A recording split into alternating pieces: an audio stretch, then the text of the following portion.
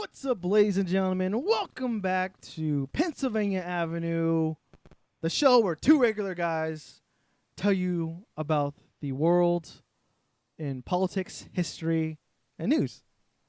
Right? Something that's like that. Yeah, basically, that's all we do. all we do. I'm Richard Radillo. I'm Jacob Bullard. Yes. Yes. As we continue doing more of these, we're just two regular guys looking at the news and seeing what we think about it and kind of breaking it down and actually doing some research. And then we talk about history a little bit too.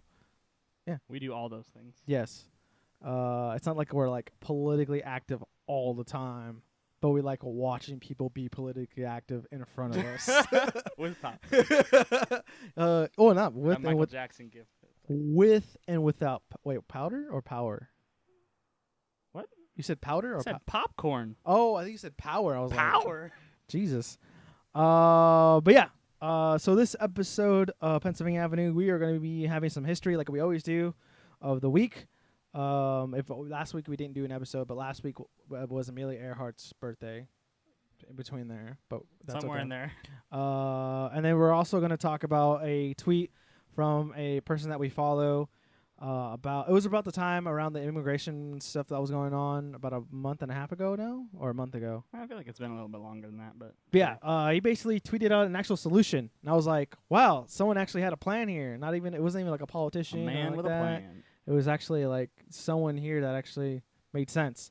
But we're gonna go through those points and then talk about them and how we feel about them. Maybe we might say we might want to change some stuff, but we'll see what happens because we have yet to have that conversation yet. But before you do that, go ahead and like the video. Go ahead and subscribe to the College Avenue channel and check out all the other stuff we do. And go ahead and share this with all your invisible friends that like politics and history and news. You ready? Yep. Cool. All right. History of the week. So we're going to go from July 29th to, I think it's, I haven't changed is it August 4th or August 5th? 4th. Today's the 2nd. 4th. Right? Yeah, so 4th. Yeah. So 4th. So, July 29th happens to be my birthday. So I share my birthday with Benito Mussolini, who That's was a great person to share a birthday with. who was born in 1883, and that was the only significant thing that happened. Dang, he was on much July. older than I realized he was when like World War II was going on. Yeah, He had been like 60. yeah, him and Roosevelt were definitely born in 1800s. Yeah. Roosevelt was like 90. I want to say 96, maybe 94. One of those two. Maybe he was even 84. I feel like it'd be older than, Yeah. because he became president in 32. Well, his dad was born in 1828, so I would have guessed he was like 50-ish, because you have to be at least 36 to be president, right? 30 Or 40. I thought it was 35. I don't know, whatever the age is. Okay. So like I would guess he was like probably 50 by the time he was president in 32. So he would have been also in his 60s during World War II. Yeah. But yeah, Mussolini, who ruled Italy from 1922 to 1943. So July 30th, former Teamster Union leader James Huffa was last seen outside a restaurant near Detroit, Michigan. He was sentenced to 13 years of federal prison and had been communicated. Excommunicated? No, it doesn't say excommunicated. It says been communicated by President Richard Nixon in 1971. And then on December 8th, 1982, 7 years after his disappearance, an Oakley County judge declared him officially dead. Dust. So something happened to him. Something. Do. Is that one like little like gift music, or it's like unknown act? It's like from like the X-Files or something like that, like little like chime. Oh, the No. oh, that one? No. No, never mind. I don't know. Other cool things that happened. July 30th was Henry Ford's day of birth in 1863. He old. He was born in Dearborn Township, Michigan. He obviously developed an assembly line for production systems, and introduced $5 a day wages for automotive workers. July 31st, 1776. This is actually related to the American Revolution, but Francis Salvardo. Yeah, no, Saldivar. Never mind. I don't. Jesus. Became the first Jew to die in the conflict on this day. And then he was also the first Jew elected in the colonial America in South Carolina. America, you the said year it wrong. before in January. Okay. July 31st again, 1790, the U.S. Patent Office first opened its doors, and the first person to do that was Samuel Hopkins. I've heard that name. Yeah, I think he's the Peerlash and Botash was what he patented. I think it's like I think he was a medical doctor, right? Sure. I think so. Maybe that was like a medical technique or something. But it was signed. The patent was signed by George Washington and Thomas Jefferson. Nice. All right, moving on to August now. August 1st, slavery was abolished in Jamaica, which was introduced by Spanish settlers 300 years before in 1509. 1944, Anne Frank penned her last entry in her diary. I keep on trying to find a way of becoming what I would like to be and what I could be if there weren't any other people living in the world. That was one of the things that she wrote in her diary. 3 days later, though, her and her family were arrested by Nazis and sent to a concentration camp, and unfortunately where she passed away on March 15th, 1945 at the age of 15. So I think that's pretty important. Another thing that happened that day as well, there was a Warsaw Uprising that began in Poland, because if you don't know where Warsaw is, it's in Poland. Home Army, or Polish Home Army members of about 40,000 patriots began shooting at German troops in the streets. The Nazis then sent 8 divisions to battle the Poles, who had hoped for but did not receive assistance from the Allies. 2 months later, the rebellion was squashed. Yes, that was unfortunate, but I think it's kind of important, the history.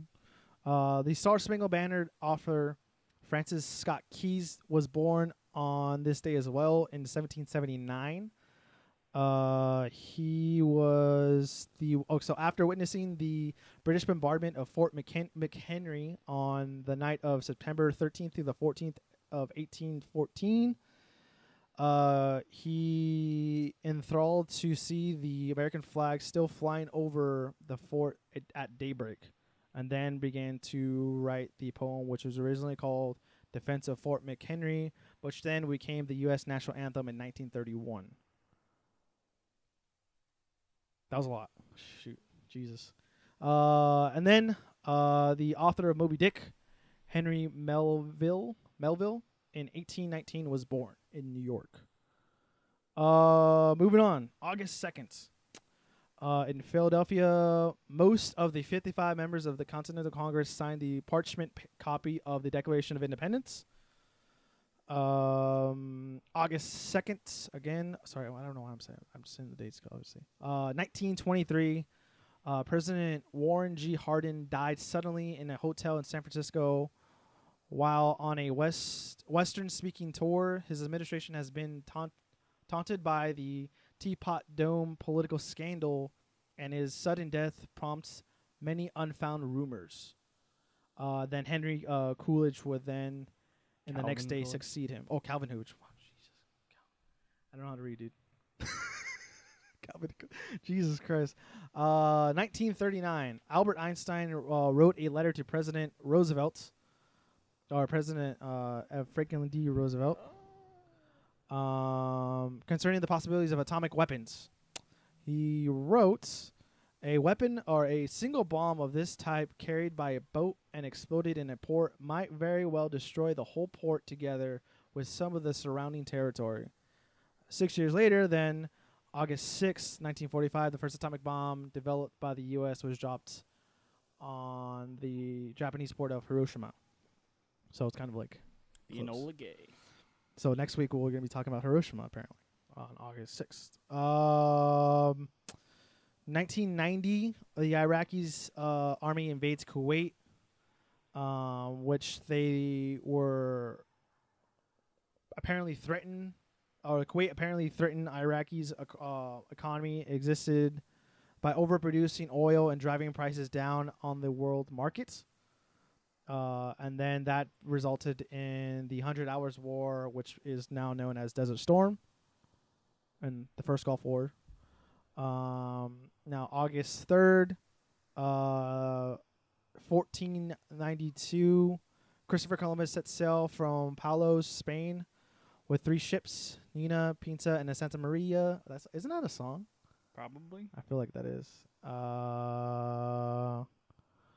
War correspondent Ernie Ply was born in 1900. He was born in Dana, Indiana. He wrote columns that offer sympathetic insights into the experiences of a common soldier during World War II. He received a Pulitzer Prize for his reporting of the bombing of London in 1940, and later war reports from Africa, Sicily, Italy, and France. He was unfortunately killed by machine gun fire in Okinawa in the Southern Pacific on April 18th, 1945. Last day. Here we go. August 4th. Nelson Mandela was arrested by security police in South Africa. He was then tried and sentenced to 5 years in prison. In 1964, he was placed on trial for sabotage, high treason, and conspiracy to overthrow the government, and was sentenced to life in prison. A worldwide campaign to free him began in the 1980s and resulted in his release on February 11th, 1990, at the age of 71, after serving 27 years in prison. In 1993, Mandela shared the Nobel Peace Prize with South African President F.W. de Klerk for their peaceful efforts to bring a non-racial democracy to South Africa.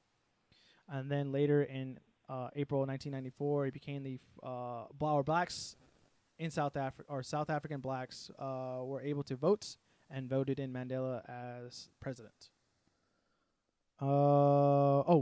I think we covered this one, I think, a couple months ago on the date it actually disappeared. But 1964, 3 civil rights workers, James Chaney, Andrew Goodman, and Mike Schwerner, I think I said that right, were found murdered and buried in a dam outside of Philadelphia, Mississippi. They had disappeared on June 21st, so that's when we first said they did disappear. They were participating in the Mississippi Summer project organized by Student Nonviolent Coordinating Committee to increase black voter registration. When their car was found burned on June 23rd, Lyndon B. Johnson ordered an FBI investigation for the men. Also on this day, jazz trumpet player Louis Armstrong was born in 1901. Swedish diplomat Roy Wallenberg was born. During the Holocaust, Wallenberg saved an estimate 33,000 Jews by issuing thousands of protectant documents, by securing the release of Jews from deportation trains, death march convoys, labor services, and by establishing the International Ghetto, a network of 31 protected houses. But later was detained on January 17, 1945, by the Soviet Union, or by Soviet agents, and was believed to have died in prison in 1947. Whew.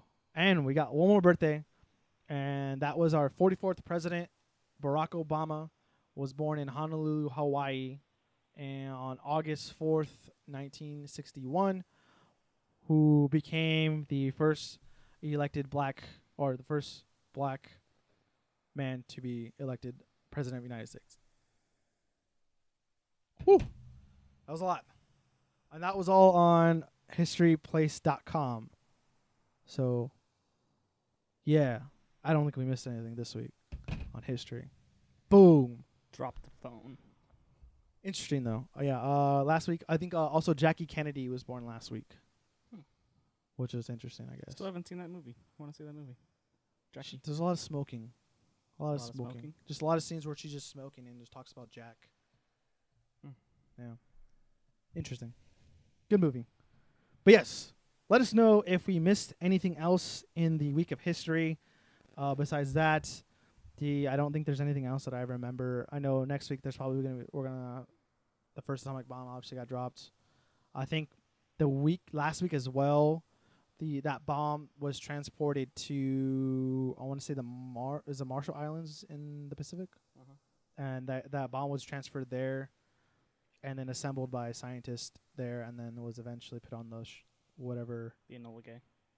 That's, and then obviously which was last week. So that was last week, but this is this week.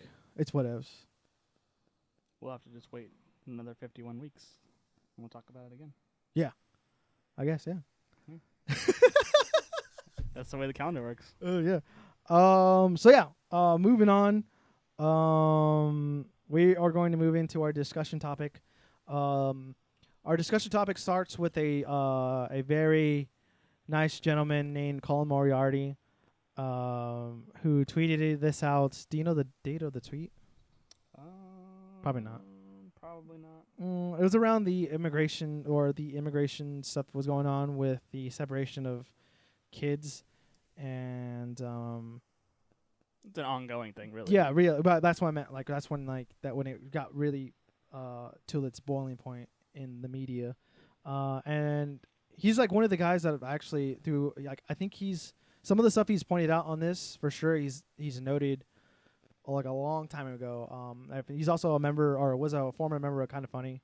But before Kind of Funny became Kind of Funny, it was also it was called Game Over Greg channel. And what they did was a conversation with Colin.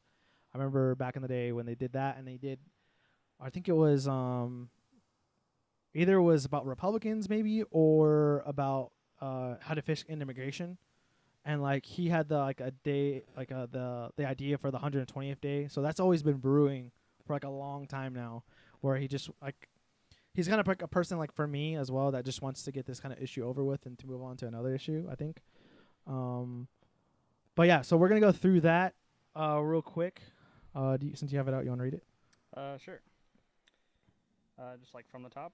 Well, I mean, yeah. Okay, so this is what he says. Americans' immigration issue has been festering for decades, and it needs to be solved. I've talked about this at length on videos and podcasts, but to reiterate. Here's how I'd solve the problem, taking into account that this is pretty much everyone's fault at this point. So his first point is secure the borders. Virtually no country in the world, and certainly zero organized, stable, quote, first world countries, have porous borders like the United States, and the situation needs to be rectified. I don't think a wall is necessary or will even do anything. A simple, if you're caught, you're expelled situation would do the trick. Unless you're seeking political asylum, this should be zero tolerance. If you're not a citizen of the United States, you have no God-given or political right to be here. And if you trek to the border with or without family or friends and you're caught and deported, that's on you. That was point number 1, right? Yeah. Okay. I mean, coming off to like for me, I know not that I always criticize anyone, but I always hear something like read when I actually read it. Like anyone that's even a conservative like myself or someone that I'm listening to and I kind of am not influenced by, but kind of give credit. Like I think when some people will hear that, that I think the most like not disturbing thing that would be said would probably be towards the end was the you have no God-given right, and I think that gets to a lot of people too easily. I think if someone would have read that the first line or that first point, they would have been like, I don't want to read the rest of this probably. But they. Not that they don't have no God-given right, but they're not a citizen of the United States in the first place.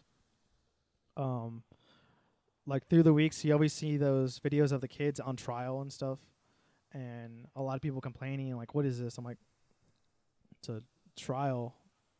Or what do you expect? They're not citizens. They're not supposed to be given a lawyer technically. Am I wrong about that?" I don't think so. I mean, they're not constitutionally guaranteed. Yeah, a lawyer that's like what I'm saying. So I'm like, I don't know if you know how the Constitution works. So I'm like, I don't know. Like I just remember commenting on people on this, and like that's like another thing where I'm like, maybe people don't understand how the not the law works, but how just the government, like, that's the reason why. And like I guess like using that kind of as like an emotional manipulative tool in a way to get people to have a like a emotional reaction to, I think is not fair. I think it does like warrant emotion though. I mean, when you see a little kid like that, yeah, you would feel for them, but like again, they're not citizens. And that's the way that is. It's like anything else.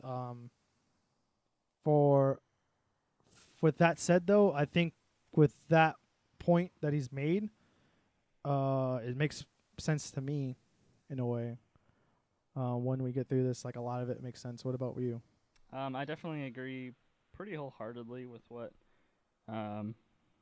Colin says in this first point. I think that I think it's the overstaying of visas is actually like the most common way of like illegal immigrants, quote unquote, like stay like people who stay past their visas are like more common than like people just straight crossing the border. Yeah. So I understand the point that like the wall won't do any good.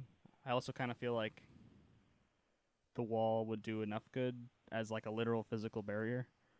Although another big like kind of problem is like I guess we'd have to build a wall like on our side of the Rio Grande as well, because more people cross the United States by like wading across the river or by like a boat or whatever. Like more people enter illegally from the Rio Grande than anywhere else along the border.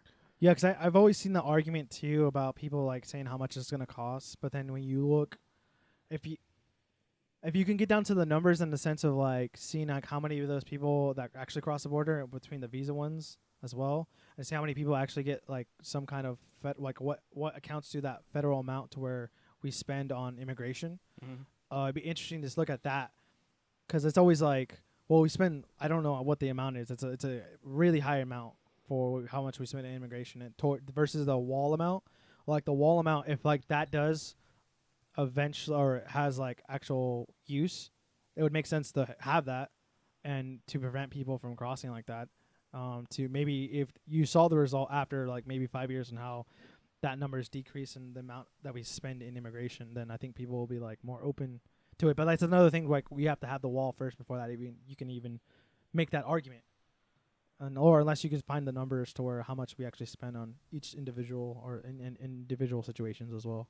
Yeah, another thing that I hear a lot is that like people will quote the Bible or quote like various other things about how like we're supposed to be like helping people and like helping your neighbors and stuff like that. And I think that my response to that is always that we should be helping them where they are. Yeah.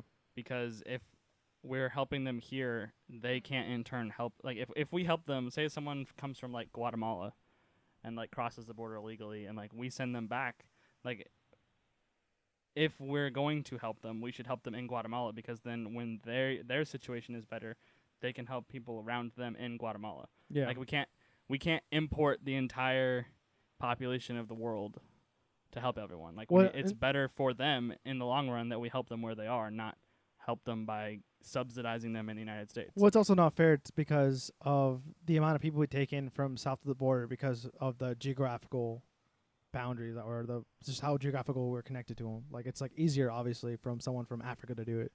So we're taking less people from Africa in a way, number wise, than we are taking people from there. But I also think it's like another thing is like, I feel like in my eyes, it's not our problem. Yes, we've done things down in South America that we probably should have never gotten in business with, but that was a long time ago. And I think, not to make an excuse for us, but, you know, if these people want opportunity, you kind of have to create it yourself in your government. And if you look at those people's governments, they're not really governments. They're children in a way that I've seen. Like what's going on with like Venezuela and stuff. It's like, unless they want to be civilized, I mean, not that I'm saying they're not totally civilized. They're obviously in third world countries. It's just, you're never going to get to what America is unless you put in the work. Like, you have to start from day one, like how we started in 1776. And if you can't do that or realize that you have to do that, then I think we have a problem there. And I think it's a lack of, like, I don't know. For me, like, when I hear kids about history and stuff, like, that's the reason why you pay attention to history. Because if you don't understand that part, then you probably shouldn't be here. Or, you know what I mean? You probably don't have, like, a say in this kind of situation. I don't know. You want to move on to number 2? Yeah. Okay, so number 2. Once the borders are secure and processes are in place to deal with future illegal immigration, we should give all illegal immigrants currently residing in the United States, regardless of origin, creed, religion, race, etc., a 120-day window to come out of the shadows and identify themselves to the federal government. As long as no felonies were committed during their stay, whether that stay is 1 month or 20 years, these people will be allowed to stay in the United States for life under a new one-time classification of permanent resident. They will be provided with American passports upon request that will allow them free exit and entrance rights. These people will have no pathway to citizenship, will not be allowed to vote, and will pay into the system, both in federal and state income taxes and with FICA. They will receive no extraordinary benefits, such as Medicare, Social Security, etc. If that's a problem, they are free to leave. All are allowed to apply for citizenship, but will need to go back to their country of origin to do so, and will need to get back to the back of the Back of the line. I can't read. And will need to get to the back of the line. They will otherwise be allowed to live their lives to their specifications, work, own a business, raise a family, etc., unmolested by government interference. When he says that, I think I think he had like a rebuttal. Like, some people were criticizing him for that, and then later tweeted something else out. The way I envisioned the way he says that, like we open up, like, so say for a certain area, there's two places that you go in to register, right, for that 120 days. I would imagine that both days for like the first like week, you come in and you get it like some kind of like ticket in a way, and then the day after, like if you're first in line, the next day you come back. One facility will still keep on taking people if they need to give more tickets out, and then the other facility will start processing everyone. That's how I see it. Just to make it like, because I think people are concerned about the 120, like only have 120 days. You know, people get around to it in a way. You know, people are lazy, like with the DMV in a way. I don't know. It appears it depends on how efficient the system is. Yeah. Because there are like 20-some million isn't the number like really high up there? Yeah. Of like supposedly illegal. Well, most of them are undocumented people. They're probably going to be on the coast though, so they're going to be in the Southwest. Yeah. Well, I would think. Yeah. That too. I mean, California. Yeah, mostly. Yeah. All the border states. But I'm saying, like, I would say like a lot of them seems like they're going to the bigger cities as well. That's on the coast. Yeah. Yeah. It just all depends on how efficient that system is. Because, like, if, say, like, all of them come forward, like, do we have the infrastructure? Well, that's what I'm saying. And, like the systems to, like, process 20 million people in 120 days? Like, that's thousands and thousands and thousands of people a day. Yeah. Well, I'm saying, like, there's one facility, like I said, that'll, like, you'll just get a number. And then if you get your number within those 120 days, regardless, like, say you don't get processed by then the 100 days, you still have your number to come in. I see. So as long as you like you showed that you made the effort. Yeah. To come. Or they just have like a form that you fill out or wwhatever, like name, date of birth, country of origin, current address, like to get into the system, and then you get your number and then come back. Sure, yeah. Because I feel like you turn in that sheet, and then like however long it takes them to process that is how long it takes them to process it. But like you're okay because that sheet was like filled out. Yeah, and that you, yeah. Well, hopefully no sheets get misplaced or something like that. That's what I'm saying. Or like that you turn in a sheet and they give you something so that you can, like, if you have one of these things. Okay. Yeah. But it would need to be something that can't be falsified easily. Like, you know, like even like in, you know, money, they have like stamps and stuff like hidden in there, and even in like driver's license and stuff now, like there's like hidden things in the. Anyway, it needs to be like you shouldn't be able to forge it easily at all, because like you don't want that to be happening. Well, I think if you say you have like a number generator thing, we're just like, this is all hypothetical, by the way. Like I would think a number generator thing, and you only get like once the last number was given out, then you can't. There's no way to generate any other numbers. You know what I mean? To the system.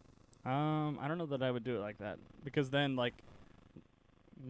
then you're not giving everyone the same opportunity. Like, if you're going to do this, you have to give everyone the same opportunity. No. What I'm saying is, like, you have, everyone that came into those, that got their ticket, right? Okay. So then there's no way to forge it if, like, there's no way to put a number in that, like, once the last person comes in and it stops, is what I'm saying. The 120 days. Say like, day, like, 108, that was the last person that came and got their ticket. After that one day, then numbers get cut off, so you can't be able to, like, forge a number or something like that, or come on, like, when you look at, like, a credit card number or something, or like an ID or some, or social security number, you change one number and it's like, it's still in the system almost in a way. You know what I mean? Yeah, I guess. So it's like, it's not an infinite amount of numbers. It's just like, it gets cut off at that number. It's what I'm saying. It's to prevent people that want, like, oh, people just can come up with a number and then throw that at them. Like, oh no, like, they actually have to be numbers that are given out from whatever the facility is at. Is what I'm saying, to clarify that point. Yeah, I don't know that I would do. I wouldn't do numbers though. It'd just be like a card or something. Yeah, but they're still gonna have, like, everyone has an identification number in a way. Yeah, I suppose.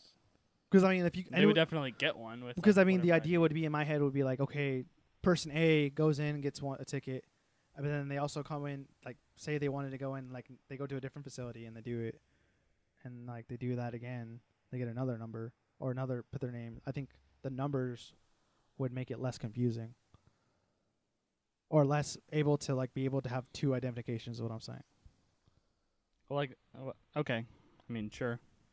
I just like it. You need to have it because of if you're going to enforce like a 120-day thing, whatever you do, it has to be so that someone can't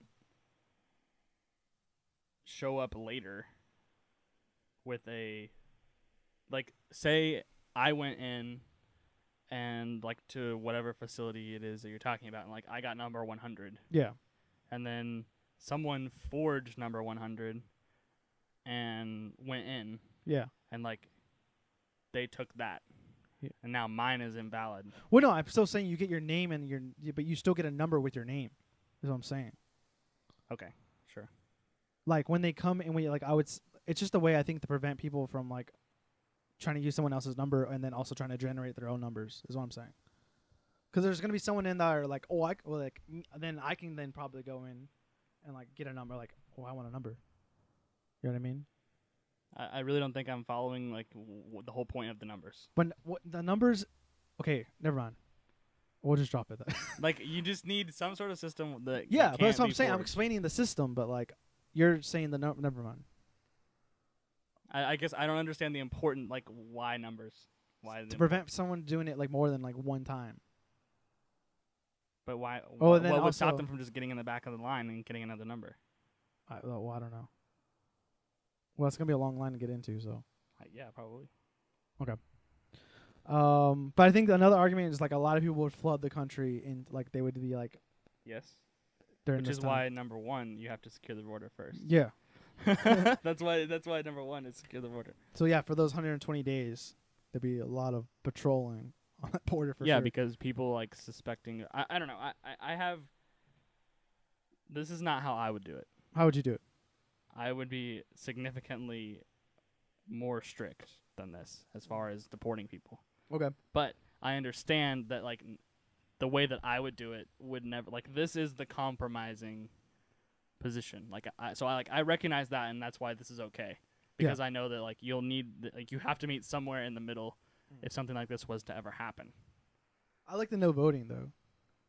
In a way, like, the no voting. Well, I mean, they benefits. could vote once I assume that if they were to go back and become citizens, they Yeah, could then vote. I meant like it's like a temporary citizenship, and then people are like, "Oh, they're not citizens." Like, I think people on I'm not saying people. Taxation without representation. Yeah, but, like, I think the opportunity, like, if people want the opportunity to come live here, and then, like, the idea is also, I would also put in that those people's kids will be able, like, say if they had a kid the next year, they would be American citizens then.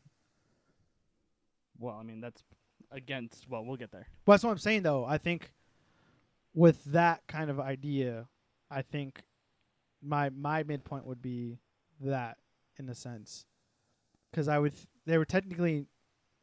Okay, I mean, is this the idea of trying to be like a permanent green card in a way? That's what this is.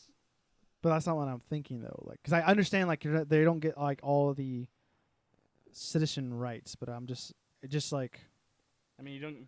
You get the right to pay taxes. Yeah. I'm trying to find it here. No pathway to citizenship will not be allowed to vote and will pay into the system, both in federal and state income taxes and with FICA. But no Medicare, no Social Security. Yeah. I mean, that is very fair, because the reality is that, like you were saying under like point 1 or whatever, that people don't really know like how the government works, or like how like the whole like immigration system works. But like the thing is, like what got us into this situation from my point of view is that the government doesn't know how the government works. Well, yeah. Like the government is not enforcing. We have laws on the books now that handles all of this stuff, and none of them are being enforced until Trump took office, really. Yeah. Like all that's happening is enforcing laws that already exist. Okay.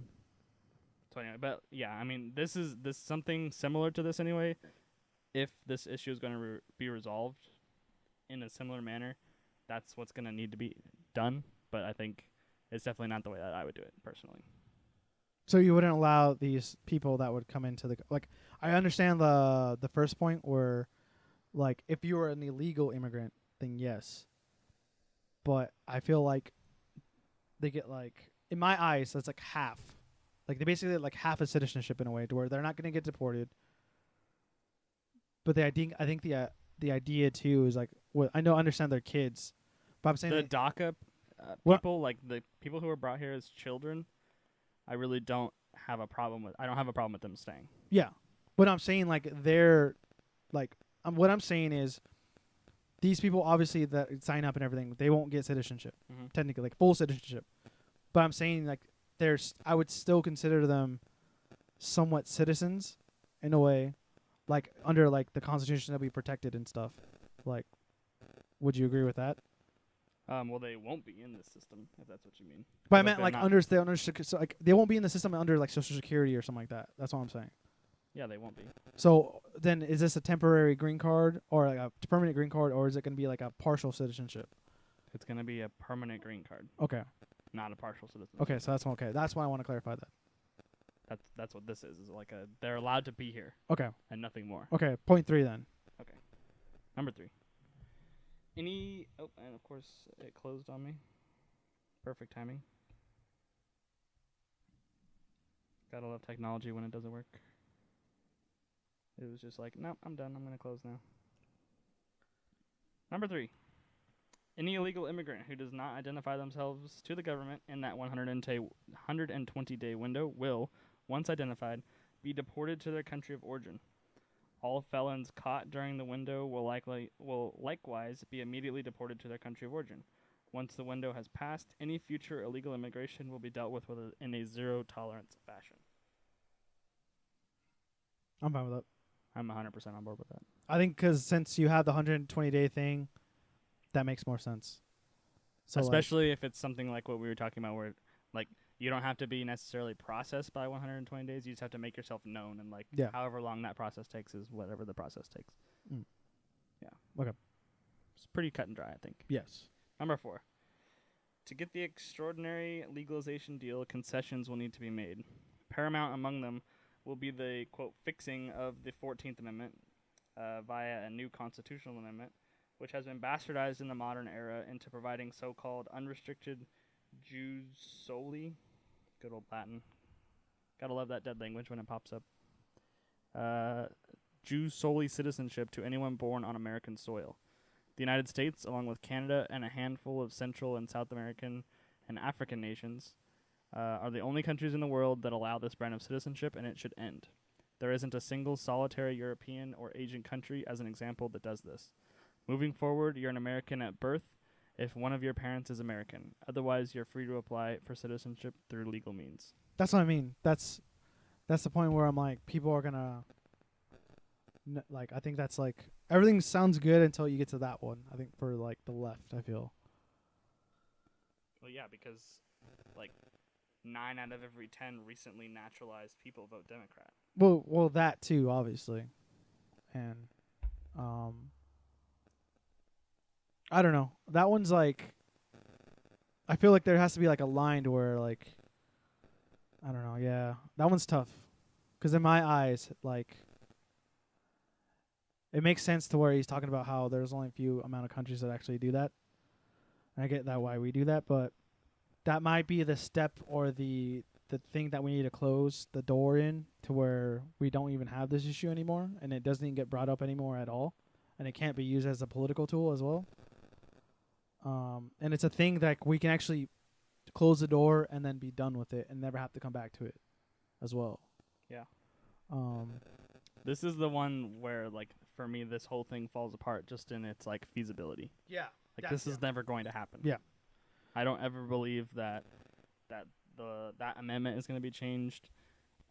I couldn't even imagine, like, how divided everything is right now. Like, I could not imagine a constitutional amendment, like, any constitutional amendment, like, ever being passed for decades. Yeah. It's way too difficult. And, like, everything is too partisan. Well, that's what my compromise was what I'm saying is with, I think it was the second point, with those the people that get the 120 days. Mm-hmm. Okay, what we say is you get the 120 days, you become a partial citizen. But then your kids, then after that 120 days that are born, can become citizens because they have partial. Because they're partial citizens? Because they are partial Americans in a way. And that's what I'm saying. It's not a temporary green card. Well, like, none of it is temporary in any way. Or not temporary, but a permanent green card. It'll be the permanent green card for the people that are alive now for that 120 days. But after the 120 days, they say, like, well, there's going to be a lot of induced labors, or not induced labors. Induced labors is the opposite, right? Induced labors? Like induced labor where someone's, like, it prolongs the labor to extend it. I don't know what we're going for. Anyways, to make the labor, like, to make the baby come out, like, the day after the 120 days, basically. Oh, okay. That's what I'm saying. All right. That's a joke. But no, that would be that's what I would think in my head to fix that kind of issue to where, yes, you can come into the country, you won't have anyone breathing behind your neck. The next generation that you came here for will be able to have that opportunity, and be able to have that full kind of membership into the country, or the full citizenship, because you did that 120 days. I think that will settle the dust better, and then not allowing, and then that would, I think, would favor that amendment in a way. I feel. Yeah, I'm just gonna look up real quick, like, but yeah, the whole, like, birthright citizenship thing. But yeah, that's like what I'm thinking. That's what I was thinking in my head to make that compromise even a little bit more. Because I feel like if you play that into your hand, like, hey, we're allowing you to live here, but you don't get the full benefits as a citizen. And, like, eventually that generation or that whole people that in that 120 days are going to die off eventually. Not unfortunately, because that's what life is. But the opportunity to have children here after that, and then them be able to become American citizens, I think is a better thing. And then after that, then you have the law to where if you're an immigrant, you are gone. And you have, not that you don't have no protection, but will be safely escorted out of the country. I mean, if that's the way you want to do it, sure. That's the way I would, like, in my head, that's the only way that would make that all work. I don't know, that would probably be a deal breaker for me, because, like, at that point it's basically amnesty. Yeah. Like, everyone who's here is partial citizenship, and your next generation are all citizens. Like, you think there will, like, all of this would probably bring about an influx of people anyway. Well, yeah. But, like, that would. Well, there's already an influx of people anyways. Yeah. I think it's a step that's necessary, though. It's like a step to where, like, both sides don't like it, but, like, it benefits both sides. How would the left not like it? The left wouldn't like it because they lose votes, and that would be the next generation, though, is what the difference is. How would they lose votes? They're not the people that in the 120 days don't vote. They're not allowed to vote still. Yeah, but all their kids would vote Democrat. Yeah, but that's like another generation that it's not fair game in a way, but you can't use, like, the immigration kind of policies or the kind of tool in the way that's being used right now. But once you allow like if you give them this partial citizenship that you're talking about, like once you allow that, then like all of them are citizens, because like the second generation after that, their parents, like you eliminate the whole like birth on the soil like law or whatever. Yeah. You eliminate that, but their parents are citizens because you allowed the people that are here to be partial citizens. No, the parents. Okay. Mom and dad, 120 days. Okay. All right. Partial citizens. Partial citizens. Yep. Say like they're our age. All right. Partial Okay. citizens. They're not allowed to vote. They don't get any of the benefits. Sure. Right. They let's say 2 years from now they have a kid. That kid's a citizen. That kid is a citizen then. Mm-hmm. And then, but then what would be the problem with that then? Because now that kid is a citizen, and that kid's kids are citizens because he's a citizen, not because they were born in the United States. But that goes into the idea of like, I'm not saying like this is the way like when the left always says like, oh, the American, but I'm like, then what I'm saying is you're cutting the head off. So in the sense of anyone preventing, like, then after the 120 days, anyone that comes in the country is gone. Basically, they're not citizens anymore unless they are claiming political asylum. Then they would be processed, but like most likely are going to be deported back. Okay. That's what I'm saying. That is, and I don't know how to explain this. What I'm saying is, I feel like the Democrats won't be able to use immigration anymore as a political tool after this. Is what I'm saying. They can. The only thing they're going to be able to offer those new immigrants is social benefits. Mm-hmm. Yes. Yeah, and like that's part of the whole problem. But yeah, but like I get that it's the whole problem. But if that's their only tool, and when I think what the Republican Party or a newer party that might sprout out of this one day, or be a party where we're less reliant on the government, which I think we need to do, and like we need to. That's in my head, in my perfect world, that's what would happen, and to encourage people to work on their own or to be contributors to society. Okay. And not have to leech off of. Well, I think, regardless, before that even happens, I think we need to do some major reconstruction of the welfare system. Oh, there are many other things that need to happen in cooperation with like. Yeah, that's what I'm saying. So if the welfare system gets fixed as well with this, I think that's in my perfect world. But yeah. I think so. I looked up real quick, like where all the like birthright citizenship is. So it's like Canada, the U.S., basically all of the Central American countries, all of the South American countries except for Colombia and Chile. Pakistan is on here, which is kind of a weird one. I think it's because of India, maybe. But why would you leave India for Pakistan? I don't know. Okay. The border is like very like it's like a mix like people that are actually like related to each other. That's Pakistan and Indian. It's weird. Well, yeah. Well, I mean, they fought a very bloody war. Well, yeah, for Pakistan to exist. But yeah. So, I guess, the United States though is the only one of the countries on this list where people would cross illegal, like maybe Canada as well, though. But Canada doesn't have the geographical problem that we have, like you were saying earlier. Like they don't border Mexico. Yeah. And any of the like we're the first country basically, because all these other countries, with the exception of Venezuela, I'd say like Venezuela and Pakistan, like all these other countries are basically on the same level. If that makes sense. Yeah. Like, as far as like first, second, third world, like sort of thing. And then there's the U.S. and Canada at the top of that list. Yeah. As and far Australia. as like developed nations. Is that Australia? Yeah, Australia has. Oh no, it's different. Okay, it's a law, but there's restrictions. Yeah, but there are ways that in Australia, New Zealand, South Africa, Britain, France, Germany, there are restrictions on it or whatever. Okay. It's not like unconditional like it is in the United States. So like the U.S. and Canada, but mostly the U.S. because of the geography of that. Yeah. Are the ones that suffer is not the right word, but like where it's exploited. Yeah. Where like people are crossing the border just to have their kid in the U.S. Sort of thing. And not to mention, although it would obviously be basically impossible to do this, but like if you're born on a military base, like wherever in the world too, you're also a citizen.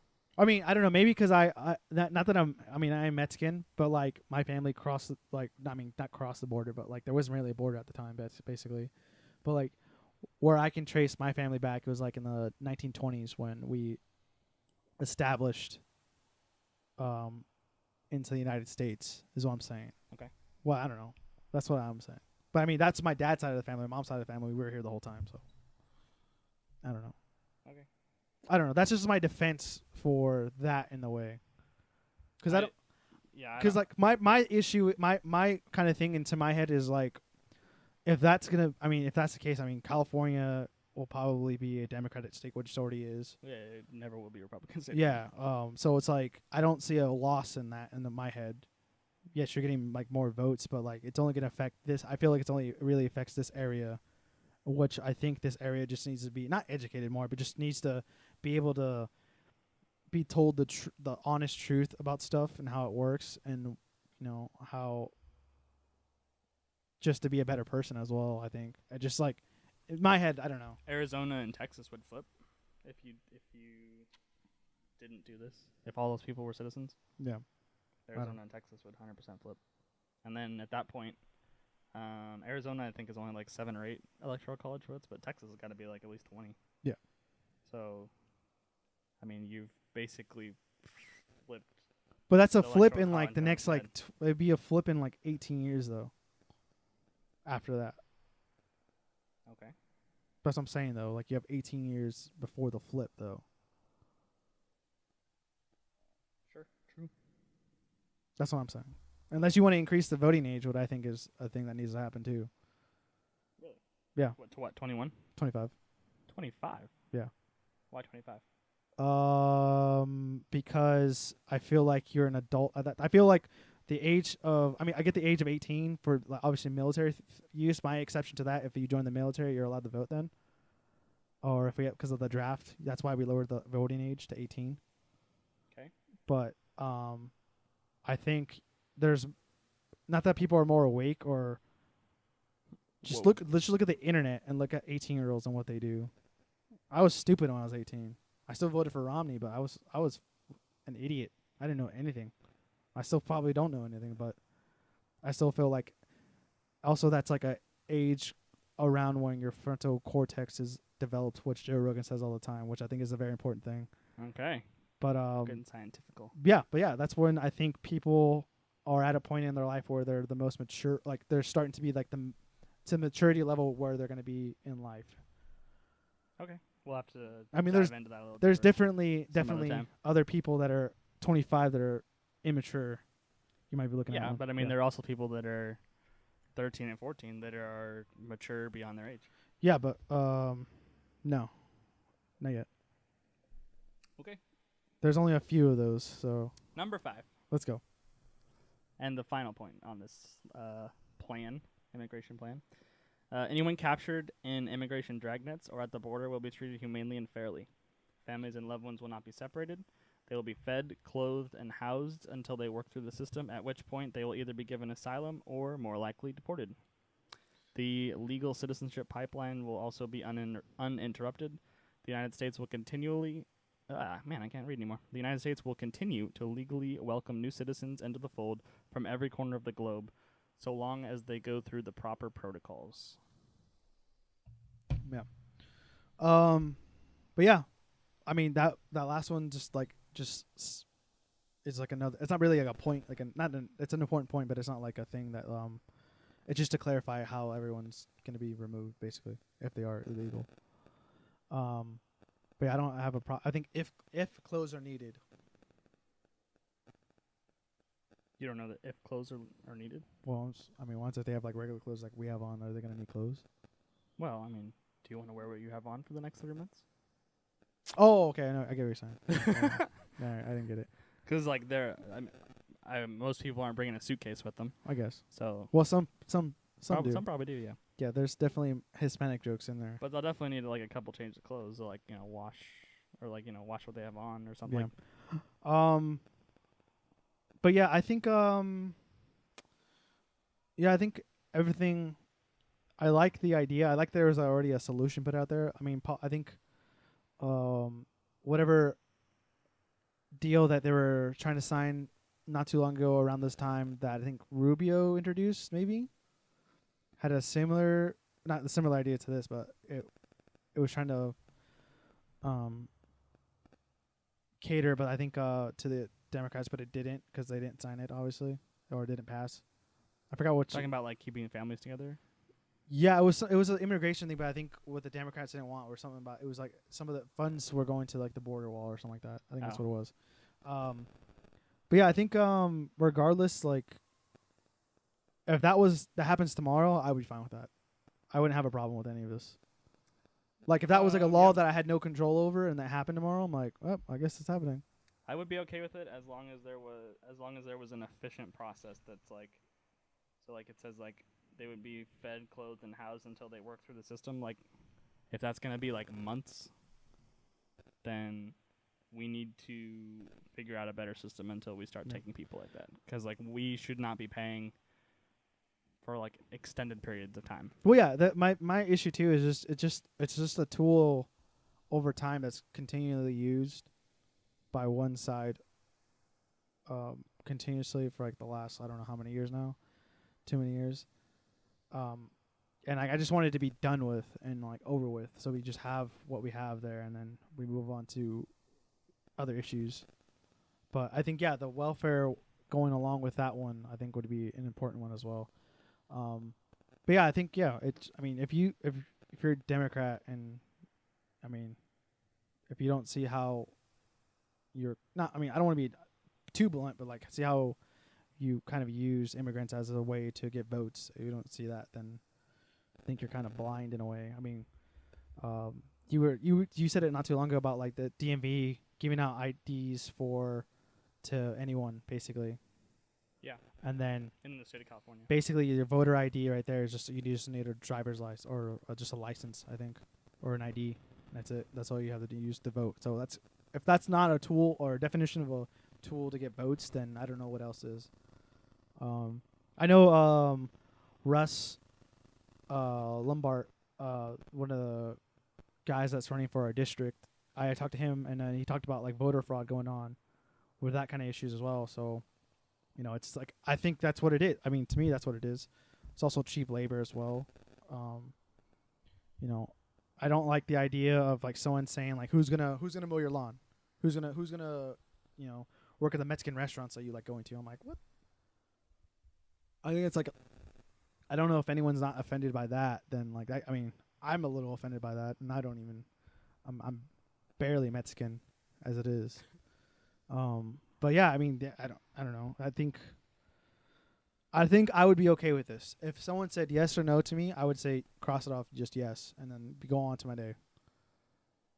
Yeah, it's to me like as a whole, it's. But it won't happen. An acceptable compromise. Yeah, is what is like nothing. It's like not the way that I would do it, but I understand that somewhere in the middle, something along these lines is what's necessary if this was ever to happen.